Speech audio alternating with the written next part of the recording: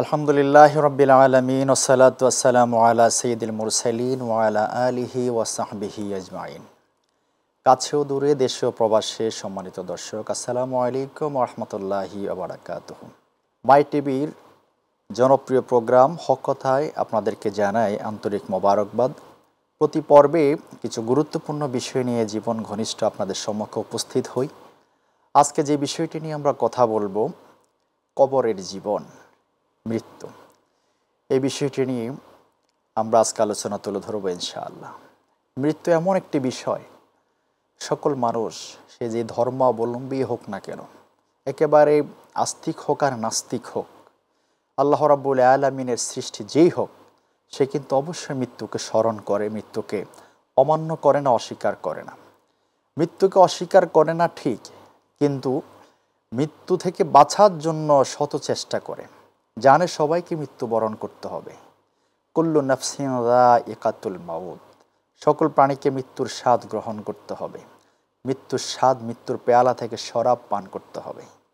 একজন কবি বলেন, মাউতু কাসিন কুল্লু নাসিন শারিবু, কবরু বাইতিন কুল্লু নাসিন দাখিলু। মৌত এমন একটি শরাব, এমন একটি শরবত, এমন একটি পিয়াসার পাত্র, যেখান থেকে সবাইকে শরাব পান করতে হবে। মৃত্যু নামকে পেয়ালা থেকে শরবত পান করতে হবে। কবর এমন একটি ঘর, এমন একটি গৃহ, যেই ঘরে সবাইকে প্রবেশ করতে হবে। চিরন্তন সত্য। এই কথাটাকে আমরা সবাই মানি, সবাই বুঝি, সবাই ওভাবে বিশ্বাস করি, কিন্তু হৃদয়াঙ্গম করি না। সাধারণ একটু জ্বর হলে, সর্দি হলে, অসুখ বিসুখ হলে আমরা সুস্থ হওয়ার জন্য অনেক বেশি পেরাপেরি করি।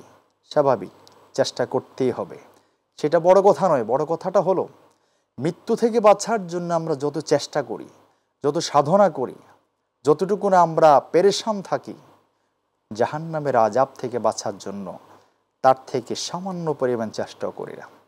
মৃত্যু থেকে বাঁচার জন্য আমরা যত চেষ্টা করি, তার থেকে যদি অর্ধেক চেষ্টাও আমরা জাহান্নামের আযাব থেকে বাঁচার জন্য, কবরের আযাব থেকে বাঁচার জন্য আমরা চেষ্টা করতাম, তাহলে কবরের আযাব থেকে, জাহান্নাম থেকে আমরা বাঁচতে পারতাম। মৃত্যু থেকে হাজারো চেষ্টা করেও মৃত্যু থেকে বাঁচা সম্ভব না, কিন্তু আযাব থেকে, কবরের আযাব থেকে আমরা চেষ্টা করলে বাঁচতে পারি, সম্ভব। আমরা ওটা থেকে বাঁচার জন্য চেষ্টা করি না, ওটা চিরন্তন সত্য। এজন্য সকল প্রাণী বেমালুম, মানুষগুলো, মানুষেরাও গরুর মতো, পশুর মতো ভুলে যায় বেমালুম মৃত্যুকে। আমরা মৃত্যুর সকল কিছু আমরা দেখি, কিন্তু মৃত্যুকে আমরা হৃদয়াঙ্গম করি না। মৃত্যুর ভয়টা আমাদের মনের ভিতরে কেন জানি ওভাবে আসে না। যদি মৃত্যুর ভয়টা আমাদের মনের ভিতর আসতো, মৃত্যুকে যদি আমরা হৃদয়াঙ্গম করতাম, মৃত্যুকে নিয়ে যদি আমাদের জল্পনা কল্পনা হতো, মৃত্যু থেকে যদি আমরা শিক্ষা গ্রহণ করতাম, তাহলে আমাদের দ্বারা চুরি, রাহাজানি, ডাকাতি, পরের হক মারা, পরের ক্ষতি করা, আল্লাহর নাফরমানি করা, সুদ খাওয়া, ঘুষ খাওয়া, এভাবেই নানান প্রকার জেনা, ভিবিচার, অশালীন, অশ্লীলতা, কোনো কাজ আমাদের দ্বারা হতো না। সকল কাজগুলো সুন্দর হয়ে যেত, সুপারিপারিবৃত্তি হয়ে যেত। আল্লাহর ভয় যদি আমাদের মনে থাকতো, মৃত্যুর ভয় যদি আমাদের মনে থাকতো, পরকালীন জবাবদিহিতার সেই আপনার বিষয়টা যদি আমাদের মনের ভিতরে ওভাবে জাগরুক থাকতো, তাহলে অবশ্যই মৃত্যুর ভয় আমাদের কাছে থাকলে আমাদের সকল কাজগুলো তাকওয়া সম্পন্ন হয়ে যেত। আল্লাহ রাব্বুল আলামিনের ভয়, আল্লাহ রাব্বুল আলামিনের যে জবাবদিহি করতে হবে আল্লাহর কাছে, এই বিষয়টা আমাদের সামনে চলে আসতো। বিশ্বনবী সাইয়্যিদুল মুরসালিন নবী, রাহমাতাল লিল আলামিন নবী হযরত মুহাম্মদ মুস্তাফা সাল্লাল্লাহু আলাইহি ওয়াসাল্লাম বলছেন, আন আব্দুল্লাহ ইবনে ওমর রাদিয়াল্লাহু তাআলা আনহু ক্বালা ক্বালা রাসূলুল্লাহ সাল্লাল্লাহু আলাইহি ওয়াসাল্লাম, কুম ফিদ দুনিয়া কাআন্নাকা গারীবুন আও আবিরুস সাবিল ওয়া উদ্দা নাফসাকা মিন আহলিল কুবুর আও কামা ক্বালা আলাইহিস সালাতু ওয়াসসালাম, রাওয়াহু বুখারী। আব্দুল্লাহ ইবনে ওমর রাদিয়াল্লাহু তাআলা আনহু থেকে বর্ণিত, বুখারীর বর্ণনা এসেছে, বিশ্বনবী বলছেন, তোমরা দুনিয়া এমনভাবে চলো, এমনভাবে দিনাতিপাত করো, যেমনইভাবে একজন মুসাফির তার দিনাতিপাত করে। অর্থাৎ কুম ফিদ দুনিয়া কাআন্নাকা গারীবুন ওয়া উদ্দা নাফসাকা মিন আহলিল কুবুর। একজন মুসাফির যেভাবে চলে, মুসাফির কিভাবে চলে?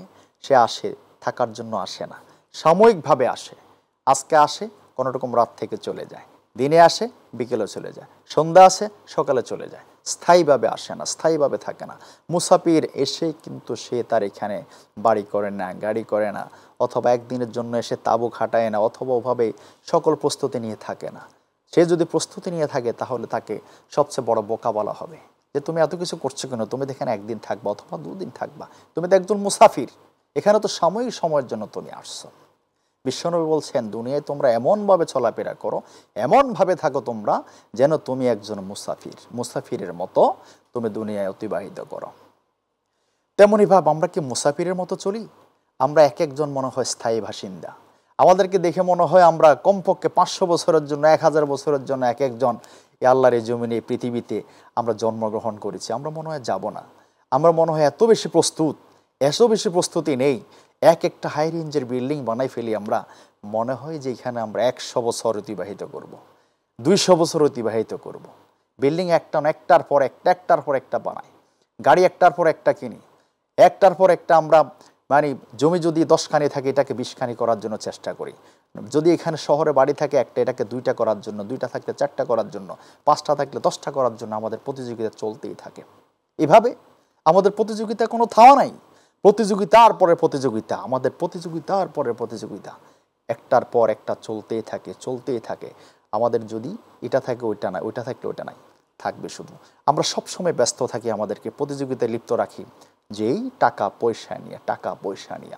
বিশ্বনবী তারপরে বলছেন ওয়াউদ্দা নাফসাকা মিন আহালিল কুবুর, আর তোমরা দু চোখকে বন্ধ করে এমনভাবে চিন্তা করো যেন তুমি কবরের বাসিন্দা, যেন তোমাকে এই তো তোমার আজরাইল রুহ নিয়ে গেল, এখন তোমার রুহ নেওয়া হয়ে গেছে। সকল মানুষগুলো পরিবারের তারা কান্নাকাটি করছে, তারা তোমাকে ঢাকনা দিয়ে ফেলে তোমাকে গোসল দেওয়ার জন্য নিয়ে গেল, গোসল দিয়ে দিল, কাপড়ের কাপড় পরাই ফেললো, ওখান থেকে তোমাকে জানাজার জন্য খাটে তুলে ফেললো, খাট থেকে তারপর সবাই মিলে কাঁধে করে তোমাকে জানাজার নামাজে নিয়ে গেল, জানাজা দিয়ে পেললো, কবরে নিয়ে গেছে, কবরে নেওয়ার পর তোমাকে মাটির মধ্যে কবরে শোয়াই দিল, সেখানে তোমার মুখটা খুলে দেওয়া হলো, পশ্চিম কেবলামুখী করে তোমার মুখটা দিয়ে দেওয়া হলো, উপরে বাঁশের সানকানে দিয়ে দিল, মানুষে মাটি দিয়ে দিচ্ছে, দোয়া পড়তেছে, কবরটা শেষ হয়ে গেল, ডাকনা দিয়ে দিল, তারপর সবাই চলে যাচ্ছে, তোমার কাছে মন কান্নাকে চলে আসলো। এভাবে কি আমরা ভেবেছি কখনো? বিশ্বনবী বলছেন দুনিয়ায় এমনভাবে তোমরা চলাফেরা করো যেন তুমি মুসাফির, আর কবরের তুমি যেন দু চোখকে বন্ধ করে তুমি নিজেকে ভাবো তুমি কবরের বাসিন্দা, মনে হয় যে তুমি কবরের বাসিন্দা, কবরের ভিতরে তুমি শুয়ে আছো। আমরা কখনো দু চোখ বন্ধ করে নিজেদেরকে কবরের বাসিন্দা, কবরের মধ্যে শুয়ে আছি একথা আমরা ভাবি? আমাদের দ্বারা তো কখনো ভাবা হয় নাই, কখনো চিন্তা হয় নাই, আমাদের মননে কখনো আসে নাই। আমরা কি চিন্তা করেছি? আমরা কি ভেবেছি?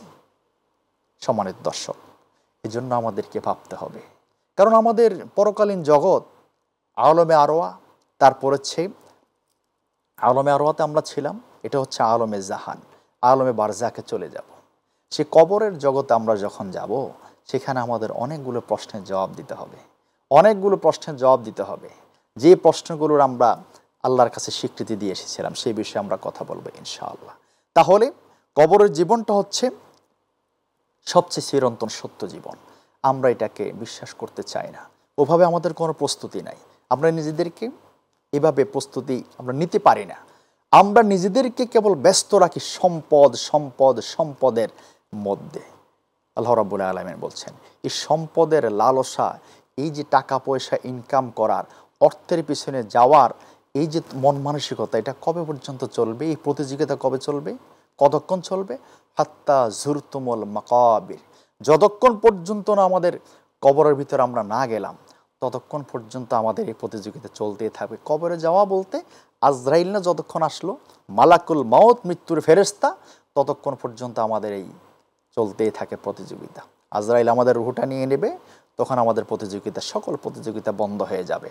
অর্থের জন্য লোভ লালসা বন্ধ হয়ে যাবে, টাকার জন্য, সম্পদের জন্য নিজেদের ভিতরে মাটামাটি কাটাকাটি থেকে শুরু করে আরও যা আছে রাহাজানি, এই অর্থের জন্য, অর্থ যে অনর্থের মূল, এই প্রতিযোগিতা আমরা নিজেদেরকে শেষ করে দিচ্ছি। কিন্তু কবরে গিয়ে যে আল্লাহর কাছে কি জবাব দেব, আখেরাতে যে আমাদের কি জবাব হবে, কি পজিশন হবে, কোন পথে যাব, কোন রাস্তায় যাব, সেগুলো নিয়ে আমাদের কোনো চিন্তা নাই, আমাদের কোনো চেষ্টা নাই, আমাদের কোনো সে বিষয় নিয়ে আমাদের কোনো নিজেদের ভিতরে উপলব্ধি হচ্ছে না, উপলব্ধি আমরা করি না। এজন্য উপলব্ধি করা দরকার। উপলব্ধি করা দরকার। আসলে কি আমরা এভাবে দিন চলবে? আল্লাহর কাছে জবাব দিতে হবে না? অবশ্যই আল্লাহর কাছে জবাব দিতে হবে। আমরা হৃদয়ঙ্গম করি না মৃত্যুকে। সম্মানিত দর্শক, আল্লাহ রাব্বুল আলামিন বলছেন, আইনা মা তাকুনু ইউদরিকুকুমুল মাউত ওয়ালাউ কুনতুম ফি বুরুজিম মুশাইয়াদা। তোমরা যেখানে থাকো না কেন, সীসাডালা প্রাচীর অর্থাৎ লোহার কুণ্ডলীর ভিতরেও তোমরা যদি ঢুকে থাকো, সেখানেও আজরাইল মালাকুল মাউত যথাসময় চলে যাবে, সেখানে গিয়ে তোমাদের রুহ কবজ করে ফেলবে। আল্লাহু আকবার। তাহলে কেউ যদি লোহা দিয়ে বিশাল আপনার যে টাকার বোল্ডের মতো করে বোল্ড বানায় ফেলে, ওখানে যদি একেবারে অক্সিজেন নিয়ে ঢুকে যায়, খাবার দাবার নিয়ে ঢুকে যায়, যে আজরাইল ঢুকতে পারবে না, এজাকে দেখা যাক আমার কীভাবে রুহু ওইখান থেকে হরণ করে। এ কথা বললেই কি হবে? আল্লাহ রাব্বুল আলামিন বলেন, লোহার জিঞ্জিরের ভিতরেও যদি কেউ ঢুকে যায়, সেখানে পর্যন্ত আজরাইল ঢুকে তার রুহুটাকে সেখান থেকে কবজ করে নেবে। আল্লাহু আকবার। তাহলে শত চেষ্টা করলেও সেখান থেকে পার পাওয়ার, আজরাইলের কাছ থেকে পার পাওয়ার কোনো সুযোগ নাই। আর দুনিয়া হালুয়াতুন খাদরা, দুনিয়াটা হচ্ছে মিষ্টি। দুনিয়াটাকে মিষ্টি বলা হয়। কেন মিষ্টি বলা হয়? দুনিয়াতে কেবল ফাওয়া ফাওয়া ফাওয়া। আমরা বিরতির পূর্বে আলোচনা করছিলাম, একটা যে আপনার কেবল পাওয়া খাওয়ার জন্য একটা নেশার মতো কাজ করে। নেশা নেশা, কেবল চাই চাই চাই। বনি আদমকে যদি আপনার একটি পাহাড় স্বর্ণ দেয়া হয়, হাদিস শরীফে আছে, সে আরেকটির জন্য সে চেষ্টা করবে, আরেকটির জন্য। তাকে যদি দুইটি দেওয়া হয়, দুইটি পাহাড় স্বর্ণ দেওয়া হয়, তৃতীয় নাম্বার আরেকটি পাহাড় পাওয়ার জন্য সে পাগল হয়ে যাবে। তার মানে তাকে যত কিছু দেয়া হোক, তার পাওয়া চাওয়ার আকাঙ্ক্ষা কোনো শেষ হবে না। আর এই আকাঙ্ক্ষার একমাত্র সমাধান হলো মাটি। এই কারণে কবরে তাকে মাটি দেওয়া হয়। তার মুখের মধ্যে যদি মাটি দিয়ে দেওয়া হয়, এটা ছাড়া তার কোনো আর সমাধান নাই। এটা ছাড়া তার কোনো সমাধান নাই। যত আপনার পয়সাওয়ালা হোক, যত কোটিপতি হোক, যত আপনার দানবীর হোক, ধনাঢ্য ব্যক্তি হোক, আপনার যদি কবর অনেকের ভাগ্যে জোটে না। কবর অনেকের ভাগ্যে জোটে না। অনেকে দেখা যায় বিমান অ্যাক্সিডেন্ট করে মারা যায়। সে বিমান অ্যাক্সিডেন্ট করে মারা যাওয়া লোক, সেখানে দেখা যায় যে আপনার হাজারো কোটি টাকার মালিকও থাকতে পারে। তার ভাগ্যে কবর জোটে? তার ভাগ্যে কাফনের কাপড় জোটে? কখনো না, জোটে না। কীভাবে জুটবে কাফনের কাপড়? সে তো কাফনের কাপড় পাচ্ছে না। তার এত কোটি টাকা, এত শত কোটি টাকা দিয়ে, হাজার কোটি টাকা দিয়ে কি হলো? এমনও তো অনেক একর জমির মালিক আছে, একর একর জমির মালিক, শত শত একর, হাজার হাজার একর জমির মালিক আছে, যার ভাগ্যে 3.5 হাত জমিন পর্যন্ত তার ভাগ্যে জোটে না, তার ভাগ্যে মিলে না। কিভাবে মিলবে? কারণ এত টাকা হয়ে, এত জমির মালিক হয়ে কি লাভ হলো? এজন্য এগুলো নিয়ে বাহাদুরের কিছুই নাই। আমরা কেবল প্রতিযোগিতায় লিপ্তই থাকি। এই প্রতিযোগিতা আমাদের শেষ হবে কখন? হাত্তার জুতুমুল মাকাবির, ফারিকুন ফিল জান্নাহ ওয়া ফারিকুন ফিস সাইর। একদল চলে যাবে জান্নাতে, আরেকদল চলে যাবে জাহান্নামে। কেন যাবে জাহান্নামে? তার কেবল দুনিয়া দুনিয়া দুনিয়া করলো, পিঁপড়ার মতো। অতি লোভ করলে তার ধ্বংস। একটা চিনির পেয়ালা অথবা মিষ্টির পেয়ালা যদি দেয়া হয়, বাটির মধ্যে রড যদি থাকে, সেই রসের মধ্যে দেখা যাবে যে কোনো কোনো পিঁপড়া বুদ্ধিমান সামনের 2টা পা দিয়ে সে সেখান থেকে মিষ্টি খায়, মিষ্টির রস খায়। কিছু পিঁপড়া বেশি খাওয়ার জন্য একেবারে ডুবে যায় চিনির মিষ্টির ভিতরে। সে মিষ্টির রসের মধ্যে যখন ডুবে যায়, সে সেখান থেকে খাইতে খাইতে সেখানে সে মারা যায়। নৌকা চলবে এমনভাবে যেন ভিতরে পানি না ঢোকে। নৌকা চলবে পানির উপর দিয়া। নৌকার ভিতর যদি পানি ঢুকে যায়, তাহলে নৌকা সহ ধ্বংস হয়ে যাবে। তেমনইভাবে মানুষ অর্থ তার লাগবে, অবশ্যই বৈধ পন্থা অর্থ কালেকশন করুক। বৈধ পন্থা সে যদি অর্থ উপার্জন করে, কোনো সমস্যা নাই। কিন্তু অর্থ অর্থ বলে, অর্থ অর্থ কয়ে এমনভাবে যেখানে আপনার বৈধ অবৈধ কিভাবে উপার্জন করছে, কিভাবে সে ব্যয় করছে, কিভাবে আয় করছে, কোনো কিছুর বেদ বিচার নাই, তাহলে তার জন্য ধ্বংস। আল্লাহ রাব্বুল আলামিনের নবী, বিশ্বনবী হযরত মুহাম্মদ মুস্তাফা সাল্লাল্লাহু আলাইহি সাল্লাম বলছেন, আন আব্দুল্লাহ ইবনে মাসউদিন রাদিয়াল্লাহু তাআলা আনহু ক্বালা লা তাজুলু কদামা ইবনে আদম হাত্তা ইউসালু আন খামসিন, আন উমরিন ফিমা আফনাহু ওয়া আন শাবাবি ফিমা আবলাহু ওয়া আম্মালি মিন আইনা আকতাসাবা ওয়া আনফাকা ওয়া আন আমিলা ফিমা আলিমা আও কামা ক্বালা আলাইহিস সালাতু ওয়াস সালাম। বিশ্বনবী সাহাবী হযরত আব্দুল্লাহ ইবনে মাসউদ রাদিয়াল্লাহু তাআলা আনহু থেকে বর্ণিত, তিনি বলেন, বিশ্বনবী বলছেন, রোজ হাসরের মাঠে কোনো বনি আদম সন্তান 5টি প্রশ্নের উত্তর দেয়া ব্যতীত এক কদমও সামনে এগোতে পারবে না। কয়টি প্রশ্ন? 5টি প্রশ্ন। লা তাজুলু কাদামা ইবনে আদম হাত্তা ইউসআলু আন খামস আন উমরিহি ফিমা আফনাহুন, তাকে যে 60 বছর 70 বছরের জিন্দিগি দেয়া হলো, এই জীবন সে কীভাবে কাটিয়েছে সে জবাব দিতে হবে। ওয়ান শাবাবি ফিমা আবলাহুন, তার যে যৌবনকাল দেয়া হলো সে যৌবনের হিসাব দিতে হবে আল্লাহ রাব্বুল আলামিনের কাছে। আচ্ছা, 60 বছর 70 বছর 100 বছর যে যে জীবন পেয়েছে, এই জীবনকালের ভিতরে কি যৌবন নাই? অবশ্যই আছে, যৌবনকাল আছে। বালেগ হওয়ার পর থেকে তো যৌবনকাল। এই যৌবনকালের হিসাব আবার স্পেশালি কেন নেওয়া হবে? কারণ এই জীবনকালের ভিতরে 70 বছরের ভিতরে 60 বছরের ভিতরে তার যৌবনকালটা আছে। যৌবনকাল থাকার পরেও আলাদা, জীবন থেকে আলাদা করে যৌবনের হিসাব নেওয়া হবে।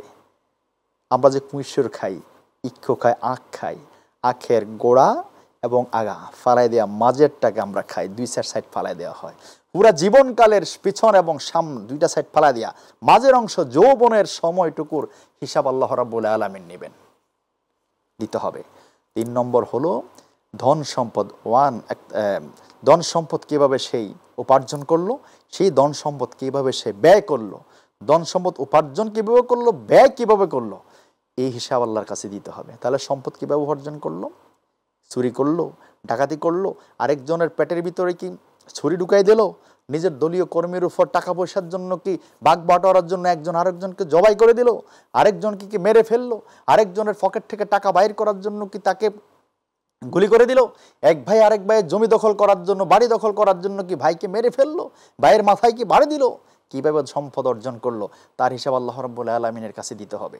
শুধু তাই নয়, সম্পদ অর্জন করার পর এই সম্পদ কিভাবে ব্যয় করলো, সে কি মসজিদে দিল, মাদ্রাসায় দিল, সাদকা করলো, নিজের স্ত্রী এবং সন্তানদের জন্য খরচ করলো, নাকি সেটা মদের আড্ডাখানায়, জুয়াখানায়, অশ্লীলতায়, গান বাজনায়, সিনেমায় ব্যয় করলো, এই হিসাব আল্লাহ রাব্বুল আলামিনের কাছে দিতে হবে।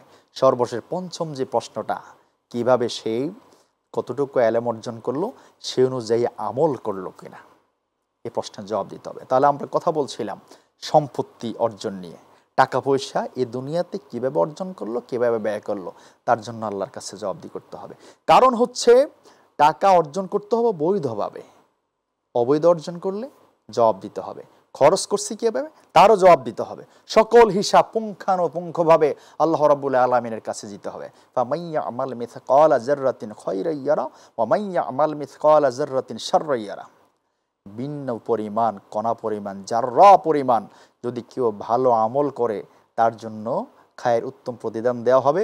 জাররা পরিমাণ যদি খারাপ কাজ করে তার জন্য আল্লাহ রাব্বুল আলামিনের কাছে তাকে অবশ্যই জবাব দিতে হবে। তার জন্য তাকে সেই জাররা পরিমাণের জন্য তাকে সেই প্রতিফল তাকে পেতে হবে। তাহলে কোনো কিছু ফালাই দেওয়া হবে না, কোনো কিছু ছেড়ে দেওয়া হবে না। আমি টাকা উপার্জন করছি, পয়সা উপার্জন করছি, ধন সম্পদ করতেছি, কিভাবে করতেছি, কিভাবে ব্যয় করতেছি, সকল হিসাব আল্লাহ রাব্বুল আলামিনের কাছে আমাদেরকে পাই পাই করে দিতে হবে। আমাদেরকে সব কিছু আল্লাহ রাব্বুল আলামিনের কাছে অবশ্যই আমাদেরকে উপস্থাপন করতে হবে। এই জন্য আসুন আল্লাহ রাব্বুল আলামিন আমাদেরকে বিদ্যা, বুদ্ধি, জ্ঞান যাকে যতটুকু দিয়েছেন, যতটুকু আমাদেরকে দান করেছেন, আমরা সে অনুযায়ী যেন নিজেদেরকে জীবন গঠন করি এবং মৃত্যুর জন্য সব সময় যেন আমাদের ভিতরে একটা প্রস্তুতি থাকে, একটা পেরেশানি থাকে। মৃত্যুকে আলিঙ্গন করতে হবে, সবাইকে আলিঙ্গন করতে হবে। যখন মৃত্যুর সময় চলে আসবে, 1 সেকেন্ড এদিক সেদিক করা হবে না। যথাসময়ে আজরাইল চলে আসবেন, মালাকুল মউত চলে আসবেন। সেই মৃত্যুর জন্য আমাদেরকে সার্বক্ষণিক আমাদেরকে অবশ্যই প্রস্তুত থাকতে হবে। আসার সিরিয়াল আছে, যাওয়ার কোনো সিরিয়াল আসে? দাদা, দাদার পরে বাবা, বাবার পরে হচ্ছে আমরা। অতএব এজন্য আমাদেরকে সবসময় প্রস্তুতি নিতে হবে। আল্লাহ রাব্বুল আলামিন মৃত্যুকে স্মরণ রেখে চলার তৌফিক দান করুন। আগামী পর্বে আবার দেখা হবে ইনশাআল্লাহ নতুন কোনো বিষয় নিয়ে। সে পর্যন্ত সবাই ভালো থাকুন, আল্লাহ ভালো রাখুন। আসসালামু আলাইকুম ওয়া রাহমাতুল্লাহি ওয়া বারাকাতুহু।